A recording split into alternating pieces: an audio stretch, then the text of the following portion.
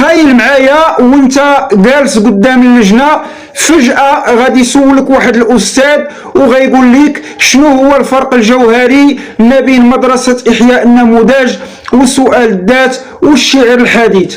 فإلا أنت ولدي في هذه الحالة بديتي كتعرض عليه المسميات ديال الشعراء والأرقام، فاعرف راسك باللي راك ضيعتي واحد الفرصة ثمينة باش تبين ليه باللي انت راك مشروع ديال طالب باحث.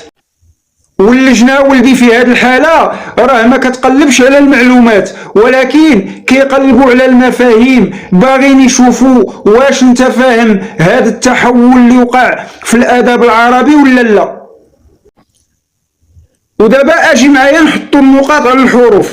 اول حاجه احياء النموذج، المفهوم المركزي اللي خصك تعرفه هنا هو البعث. الشاعر ولدي هنا بحال شي مهندس ديال الترميم كيرجع للماضي. علاش؟ باش يحيي لنا القصيده العربيه القديمه في الفخامه وفي الجزاله ديالها. والهدف هنا كان هو محاكاه الاقدمين باش انهم يخرجوا الشعر من عصر الركود والانحطاط.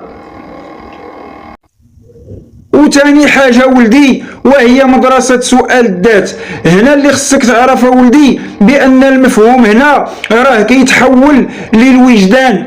هادو شنو داروا؟ هادو تاروا على التقليد وقالوا باللي القصيده راه خصها تنبع من الداخل ديال الشاعر، من الاحاسيس ديالو ومن الذات ديالو، وبالتالي راه القصيده ما بقاتش محاكاه للماضي ولكن ولات واحد المرايه اللي كتعبر على الروح ديال الشاعر. وثالث حاجه واللي خصك تعرفها مزيانه ولدي بالنسبه لتكسير البنيه وتجديد الرؤيه، خصك تعرف بان هذا هو التحول الجذري. يعني هاد الشعراء ديال تكسير البنيه وتجديد الرؤيه ما بقاوش كيهضروا ولدي غير على العاطفه، ولكن ولات القصيده عندها واحد الرؤيه للكون والواقع.